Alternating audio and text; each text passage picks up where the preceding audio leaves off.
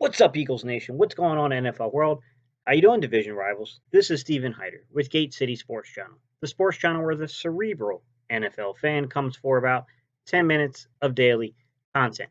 Good morning, everybody. How's everyone doing? Once again, Steven Hyder, Gate City Sports Channel. You've been asking for it, guys, constantly in my comment section. Some of y'all hitting me up on Facebook. Some of y'all hitting me up on my actual email.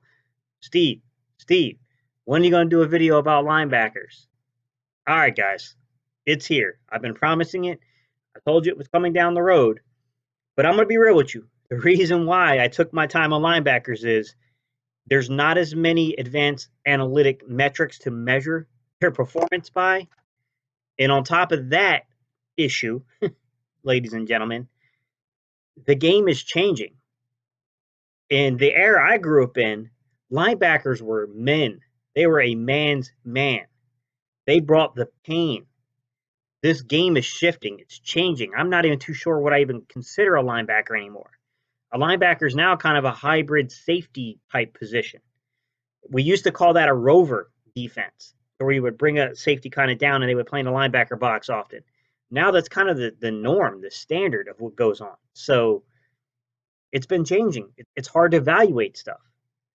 So with that said, though, it's time to dive in. We're going to start off with talking about what is on the roster, what is the cap situation, and let's talk about the money of who's available and what it's going to cost, because all that has to be kept in mind. You can't spend money everywhere. Somewhere you got to make choices. All right, y'all. Let's jump into today's content.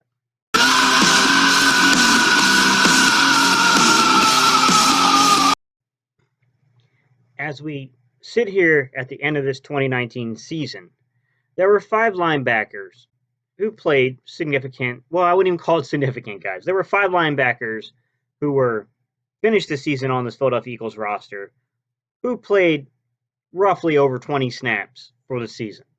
That was T.J. Edwards, Gerry, Nigel Bradham, Kamu Grugier-Hill, and Duke Riley. Now, the closest thing you're going to get out of this list to being traditional linebackers are T.J. Edwards and Nigel Bradham. Nigel Bradham, though, is not really even your traditional Mike. He's really not. He's a bit undersized to be a Mike in the old NFL. In today's NFL, probably still considered to be a Mike. T.J. Edwards is more of a classical linebacker. It's hard to judge where these guys fit, and that's the problem we have here. But nonetheless, this is what we have to look at. We got Nigel Bradham still under contract. We got Nathan Gerry, I believe, still under contract. And T.J. Edwards, if he's not under contract, he'll be under contract. I mean, that's a rookie that's not gonna be a big deal. But we do face this issue of what we do with Kamu Grugier-Hill, because Nigel Bradham has this point in his contract this season to where we can let him go with a cap savings. He's on the chopping block. We also have Kamu Grugier-Hill, who is a free agent. He might be on the chopping block. Who knows? So there are decisions to be made. But before we can make those decisions, I feel it's in our best interest to take a second, let's flip things over, and let's take a look at what the starting salary cap is going to be as of today, February 10th, 2020, for the Philadelphia Eagles, okay? Let's take a look at that salary cap figure. I'm going to use Over the Cap's salary calculator so that way we'll know where we're at. So, ladies and gentlemen, I'm using Over the Cap's salary cap calculator. This is the best way I've learned to use this because it does explain to you how they're coming up with their figures. I've heard a lot of weird different reportings. To me, it looks like we're around 40 million, guys, in cap space without making any additional moves. But there are several moves we can make to free up cap space. But this is what I want to remind everybody. It's not as simple as looking at 20 and 20 and thinking you got 40 million, 41 million, 50 million, 55 million. It's not that simple, guys. Look at that 2021 figure, guys. Look down here at 2021. 10.5 million. All right. Now, I'm not going to sit here and advocate that that's going to stay the same. It's not going to stay the same, right? Because guys are going to be cut in 2021. I've already covered the receivers that 2021 is the end of Deshaun Jackson, is the end of Alshon Jeffrey, no matter how things play out this year. without them doing a major, major overhaul of their contracts. And honestly, to be honest with you guys, I think they're such older players at that point that the Eagles aren't going to do that. They're going to let them go because when receivers fade, they fade fast. So you can see 2021 is a concern, but then you go down to 2022 without making any changes, and now you got 86 million. So you can see that 2021 is going to be that pivotal season. This is a big year itself in 2020. 2021 is going to be a big season with that 10.5 million and figuring out what we're going to do. All right, we got Carson's contract kicking in, all that kind of stuff. All right, it's kicking in this season, but it really escalates in 2021. All right, guys, I want you to take a look for a second, and let's just say that we make the decision we're going to let Nigel Bradham go, right? That we're not paying him that $9,767,500 contract, okay? So we're going to cut him. Hit submit on cut. All right, now let's go take a look at what it did to the salary cap. Now we got an extra $4 million to play with, almost $5 to be honest. So now we're at $44,810,800, okay? That's one decision that can be made. Guys, I'm a huge fan of Malcolm Jenkins. It does concern me that you can make a huge, huge mistake here with Malcolm Jenkins, okay? But I just want to show you something. We cut Nigel Bradham, and we got $44 million this year, and we freed up an extra $10 million next year because he wasn't under a contract. So obviously we freed up $10 million there for the following season. But let's go ahead and let's look at Malcolm Jenkins, who majority of his savings is going to come this year because I do believe this is the last year of his contract as well.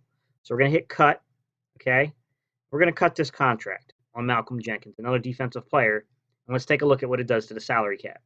So now in 2020, we have $49 million by letting those two players go and $21 million in savings for 2021, okay?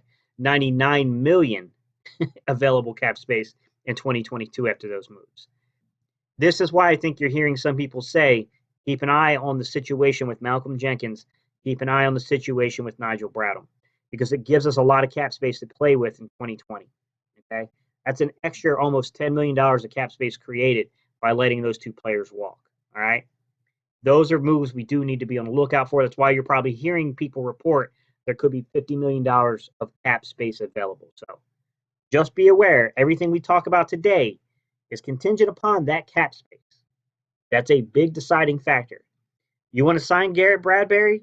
You want to sign, other, cornerbacks out there that are available, Byron Jones, these top dollar corners? You want to sign a top dollar linebacker? You better find the savings. You better find the money, or you're going to be in trouble. You want these top, available wide receivers? Somewhere, guys, decisions got to be made, even with $50 million of cap space available, because it will affect you in the seasons that follow this current one. So, all right, guys, we got an understanding now. Let's go on to the next part of this. All right, guys, so to start our evaluation of the linebacker core that's on the Eagles currently, I'd like to start off with the young guy, a guy that I'll admit, last offseason, during the summer, during training camp, I wasn't as high on TJ Edwards. I was reading into what I was hearing about the coaching staff. The coaching staff seemed to like the kid, but weren't sold on the kid exactly yet. But then the preseason rolled around, and we just saw a continuation of this young man making plays. And I got to tell you, I like this young kid now. I'm on board with this TJ Edwards thing. So to begin with, let's just take a quick look at TJ Edwards. Let's take a look at the, metrics that are used for the analytics here. And I'm going to warn you, he doesn't have that much playing experience, but when he got his opportunity to play, he played well. So without further ado, let's jump into it. TJ Edwards. He was only targeted 5 times, and 2 passes were completed against him. That's a completion percentage of 40%, which is pretty good. This kid showed that, there's probably some limitations to who you would expect TJ Edwards to cover, but he does have some ability to drop back into a zone and make a play. Passer rating giving up was 52.9, pretty damn good. And his touchdowns given up were a goose egg, 0. All right, let's take a further look at him. His total snaps on the season, guys, were 125. He was utilized once during a blitz. He had 0 quarterback hurries, 0 knockdowns, and 0 sacks. And before I go any further, guys, I should indicate that I'm breaking this down into 3 slides So the very first slide should indicate these linebackers' abilities in coverage. The second, is going to deal with more of their pressure rate. How good are they at applying pressure on the quarterback? And then the third one is going to deal more with like their tackling and range on the football field. Okay, so let's get into that third part with TJ Edwards, and let's talk about his tackling and range on the football field. TJ Edwards' total tackles were 22. His missed tackles were 1. His missed tackle percentage was 4.3%. And guys, it was really difficult to find a grading system here. As I explained to Philly Mike in one of the comments that him and I were talking back and forth about, I'm not a huge fan of PFF grades. The reason why is that PFF is notorious for not really being transparent with why and how they're rating certain players. So if I go to Player Profiler or any other, analytics-based organization, they explain to you exactly what consists of their grading on certain players. With PFF, unless you're going to share with us why you do it, then I have to call a spade a spade. I'm going to have to call you out and just say that it could be very subjective. Their grading scale could be very subjective because we don't know how they're grading these guys. We don't know what is exactly put into those grades. But they did score TJ Edwards at an 86.6, which is a pretty damn good score, guys. So I'm excited about TJ Edwards. And I'm going to dive into some more stuff when we get done with all these linebackers. I'm going to get into the heart of some of the things I'm thinking right now, all right? Well, let's roll on to our second guy, which is Nathan Gerry. Nathan Gerry's coverage ratings, or grades, if you will, are simply put 43 targets on the season, 29 completions, completion percentage of 67.4. It's really hard to distinguish some of this with linebackers, but I do believe that's a fair completion percentage when it comes to linebackers. You can't grade them the same way you would a cornerback. So it looks like he did play pretty well in coverage. Passer rating giving up was a 70.2, which I think is a very good indicator of how well you played. That's a very good number. His touchdowns given up were 1, and he had 2 interceptions on the year. So Nathan Gerry certainly played well in coverage as a linebacker this past season. Nathan Gerry was certainly used a lot this season compared to prior seasons at 682 snaps on the year. His blitz, he was sent on 37 blitzes. He had no quarterback hurries, 2 quarterback knockdowns, and 2.5 sacks. So he was certainly one of the more utilized blitzing linebackers in our scheme. He was certainly one of the 2 linebackers used the most during the course of the season. So we definitely see some production. I don't know, guys, I'm not confident in saying we're seeing this great, increase in Nathan Gerry's ability to bring pressure and his pressure rates. I would personally still like to see some development here, but certainly he's definitely one of the better ones on the football team at doing this. So there is that aspect to his game. All right, now guys, we're going to transition into that third part of our assessment, which has to do with his tackling and his range. Nathan Gerry's total tackles on the season were 72. He missed 14 tackles. His missed tackle percentage was 16.3%. If you're not aware, guys, that is a really, really high number. That is not a favorable thing to see. And his PFF grade was a 59.5. Guys, I went into this. I said there are some concerns about trusting a PFF grade, but it was one of the few things I could see where we could use a grade here. I'm sorry. All right. One of the things I think we can say about Nathan Gerry is there are some concerns about his ability to wrap up and make a tackle in football games. So, obviously, there are strengths, there are weaknesses with each of these guys that we're going to be bringing out today. All right, let's move on to our third guy. Let's talk about Nigel Bradham. All right, ladies and gentlemen, let's talk about Nigel Bradham's coverage abilities, the metrics used to grade him here. Targets on the year, 35. Completions, 27. Completion percentage, 77.1%. If I had to guess, it's probably in the middle with a little bit above the middle grade here for linebacker. So Nigel Bradham has always been a little out of place as a coverage linebacker in third down situations, but we've traditionally had to use him. So we always have to kind of keep that in mind there. The passer rating given up by Nigel Bradham is an 82.8, which it's not that bad. It's a pretty favorable passing rating. Touchdowns given up were 0, a goose egg. and interceptions 1. He had that one interception to kind of seal the Green Bay game early in the year. All right, let's take a look at Nigel Bradham's pressure rates. All right, guys, the metrics on Nigel Bradham's pressure rates. So on the season, his total snap count was 798. He was sent on 48 blitzes.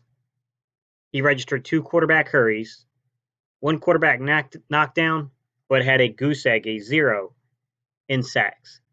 So this is probably the most surprising, stat line to me about Nigel Bradham.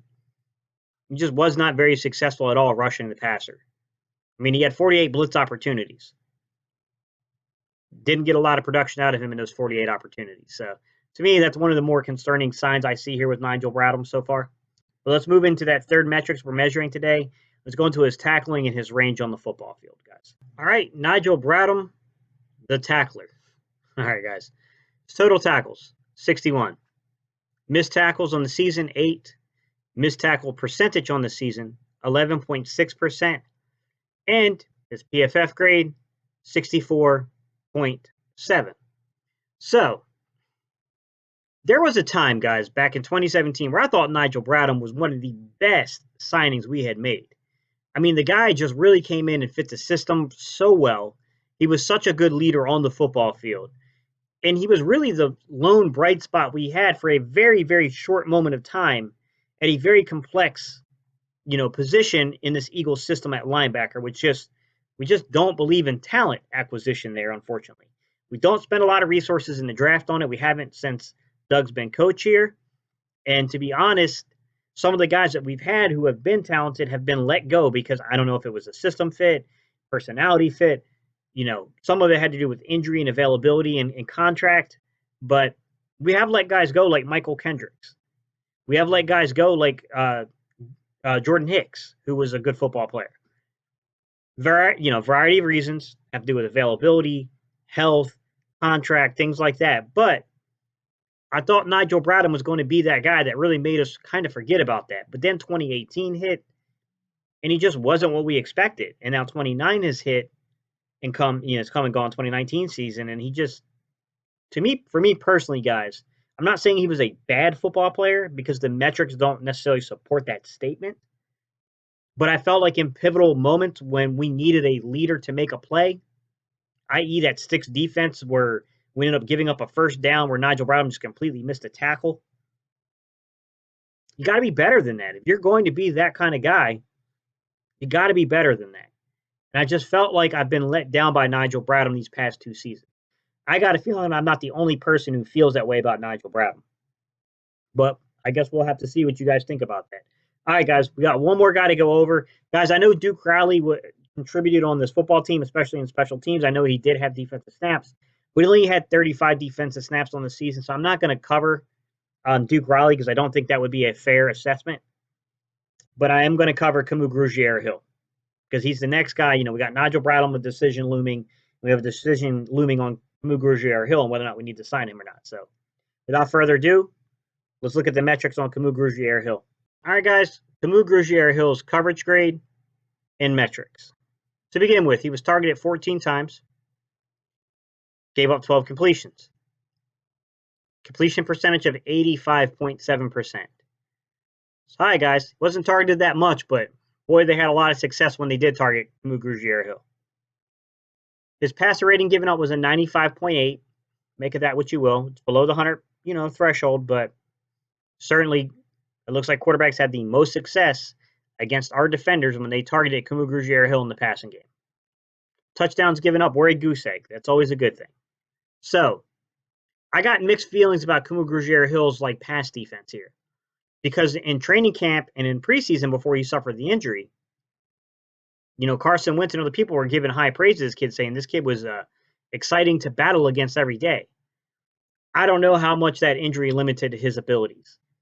And that's something we have to factor with this decision on whether or not to resign this kid or walk away. None of these decisions are going to be easy, guys, but I can tell you right now, his actual performance in season wasn't good. He was the worst coverage linebacker on our football team. All right, ladies and gentlemen, let's take a look at Kamu Grugier-Hill's abilities as a pass rusher. So on the season, he played a total of 304 snaps. Of those 304 snaps, he was brought on the blitz 18 times. He registered 1 quarterback hurry, 0 quarterback knockdowns, and a goose egg in the sack column. So it's kind of concerning because he's supposed to be the more athletically gifted of these linebackers, and yet, no pressure. He didn't really apply any pressure at all. So that, to me, is a huge knock because you weren't good in necessarily pass coverage this season. You weren't very effective when you were brought on, pressure packages. So I sure hope that your tackling and your range shows some, ability and shows some excitement or reason to hold you on this football team. Okay? Kamu Grugier-Hill's tackling ability and football range. So on the season, 22 total tackles, 3 missed tackles, a missed tackle percentage of 12%, and an overall PFF grade of 60.1. I'll tell you what bothers me about these numbers.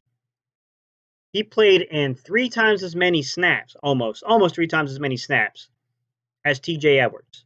So Kamu Grugier-Hill registered 304 snaps to TJ Edwards 125. And yet, Kamu Grugier-Hill tied him for tackles at 22, missed 3 tackles compared to TJ Edwards' 1, had a missed tackle percentage of 12%, where TJ Edwards had a 4.3% missed tackle percentage. And we see Kamu Grugier-Hill's PFF grade as a 60.1, whereas you get to TJ Edwards, they graded him as an 86.6. So my question really is, who is the young, burgeoning linebacker in this room? Is it really Kamu Grugier-Hill, or might we be overlooking TJ Edwards? Might TJ Edwards be earning a respectable increase in playing time compared to this past rookie season? Because I don't expect these stat lines to stay the same if TJ Edwards plays longer, plays more snaps. But with that said, I do expect them to be better than Kamu Grugier-Hill's stat line.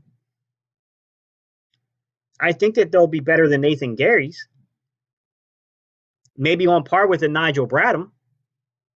So I'm a little let down by Kamu Grugier-Hill's numbers here, guys. This doesn't seem like a guy that's worth our time. I'm going to be honest. All right, y'all. Let's jump into final thoughts. Let's talk about contracts for 1 second on these final thoughts, guys. We have 5 linebackers who contributed last season currently under contract, okay? Currently, Nigel Bradham is still under contract until 2022, okay?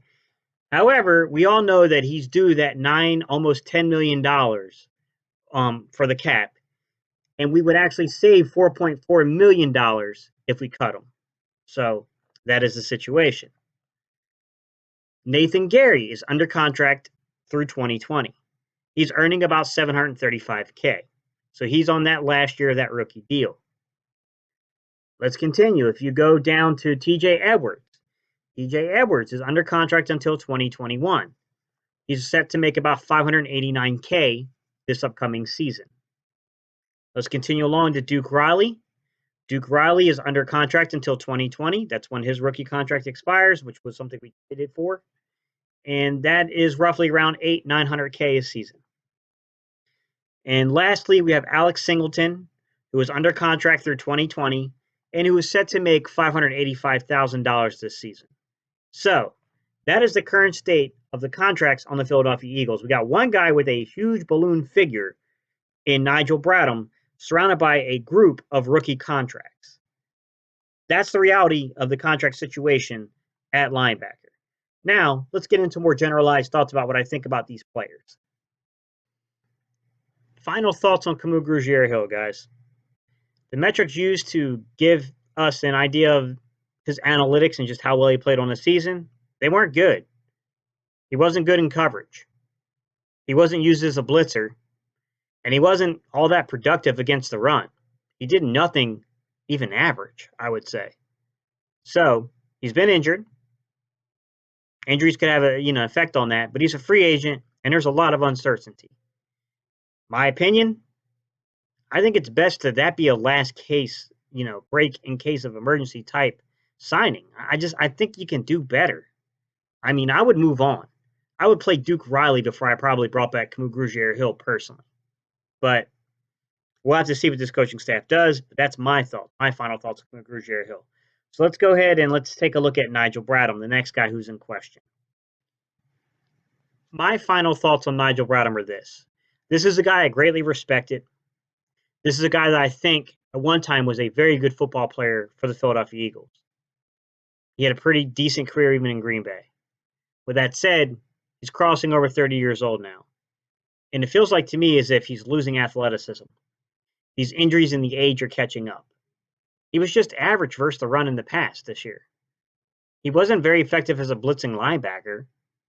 And he has a massive contract that we're going to have to eat all the way up to the 2022 season. We can save ourselves $4.4 million this year by cutting him. And that's if we cut him before June 1st. I mean, after June 1st, the savings might even be greater. So, in my opinion, I would walk away from this contract. I would walk away from this player. Or, at minimum, I still think Nigel Bradham has something to offer. But there's just no way you can keep him on this number. He's got to restructure it, or we've got to walk away. It's too expensive for a player of his ability. Like, he's got to come down by half, I would say. $4 million, maybe worth the veteran leadership he would bring. No way I'm paying this guy $9-10 million, in my opinion. I think we're starting to reach an impasse with Nigel Bradham, which is sad. But you know what? We do got to move on from that Super Bowl year, and we got to rebuild a new Super Bowl roster. This might be one of those steps that is necessary to do that. And that's pretty much my final thoughts on Nigel Bradham. My final thoughts on Nathan Gerry. This is a guy that I grew to kind of, like a little bit this year. He's got limitations. I don't think this dude is a 3-down linebacker. But he was dependable for us when other linebackers weren't. Bottom line is, he's pretty good against the pass. He showed a slight ability as a blitzing linebacker. I think he's got a lot of development there when it comes to being a blitzing linebacker. But truthfully, he's not good against the run. That 16% missed tackle rate, that's alarming. I mean, that's ring the bells. Like, it's alarming crap. So, Nathan Gerry developed more than I ever thought he was. I thought he was done after about his second season here. He came around to show he does have some utility, some use. A guy I'd probably keep on the roster for next season. But I do think you got to add talent because you cannot be this dependable on Nathan Gerry. He's got limitations to his game. This is not a very good run defender. He's got a lot to learn about run defense. He's got way more development in that aspect of his game. And he may truthfully never develop in that aspect of his game. But, he's a guy for this at least upcoming season. He's under contract. He's not costing us jack crap. I'd keep him. I'd still probably go and find some players to maybe at least challenge this kid, if not replace him, if need be, because he's a good backup piece. He's a good role player piece. I don't think this should be like a centerpiece of the defense, if I'm to be honest. I know this kid has, I believe he was calling plays at one point for this defense, so coaching staff loves this kid. I'm very concerned about his ability to tackle runners, though. So, these are my final thoughts on Nathan Gerry. My final thoughts about TJ Edwards. This is a kid I'm very excited about. Now, the majority of today's metrics, advanced analytics metrics that were used, were brought, I found them by Pro Football Reference. Okay, that's where I got the majority of them because I thought Pro Football Reference did the best job out of all the different analytics organizations I use at providing essential details for linebacker play. I personally like to use Player Profile for things like corner play. I think that they're much better at tracking the metrics on that particular position, where I think Pro Football Reference was certainly the best one when it came to linebacker metrics used for analytics. Now, what I'll say is the kid only played 125 snaps according to them. So, he didn't have a ton of experience. He was pretty good versus the pass, though. Surprisingly, this kid played pretty good against the pass. So, he's showing some flexibility here in off-ball coverage. Now, he didn't get a lot of opportunities to play as a blitzer. I think he only sent him on maybe one blitz for the season. I'd like to see more development out of this kid and them being more creative in the way that they use this kid. He's really good against the run. If I'm looking at TJ Edwards and I'm thinking to myself, who is this kid legitimately going to replace? He's going to replace Nigel Bradham. And I think if they keep developing this kid has a shot at being a 3-down linebacker in this league. I like TJ Edwards personally. This is one of the few bright spots I think we found, and we found him in the undrafted free agent market. So I'd like to see more out of TJ Edwards. I'm excited about this kid's future. I'm excited to see this kid get a big jump in playing time this upcoming season. So that's my final thoughts on TJ Edwards. My final thoughts on Duke Riley. So he might be a player to watch out for. To begin with, what might be going unnoticed here. Who did he play under? Mark Manuel. I'd watch out for him. He's a former third-round pick. So at one point, NFL organizations thought this was a fairly talented football player. All right? He didn't play in a lot of defensive snaps for the Eagles last season, just 35. I don't know that I would say, I feel comfortable saying like, oh, he's going to be a starter next year. I don't know about that. But I do think he's going to play a more pivotal role as a backup next year.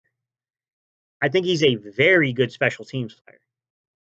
I think this kid stuck around primarily based on the fact that not only can he be utilized in defensive snaps, but he's a really good special teams football player. So I am excited to see what might be lying in store for Duke Riley, because I think Duke Riley and TJ Edwards might provide a little juice this upcoming season. I still think we need to add talent here, guys. I'm not advocating we don't add talent, but I think you got to be smart about where you spend your money. And let's just be honest. The Eagles just do not value the linebacker position. We don't. And I think we got a couple of young kids that are worth paying attention to, that are worth seeing play more and more. So my final thoughts here. Okay, let me get to the question of the day, guys. All right, guys, to start off with, I want to thank you guys for watching. I know today's video was a very long video, but guys, I wanted to give this position the attention it deserves internally, what we're talking about, what's currently going on with the Eagles.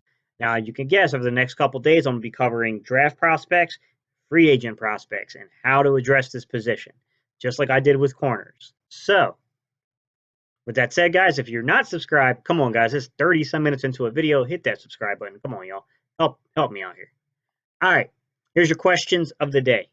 Number 1, would you resign Kamu Grugier-Hill?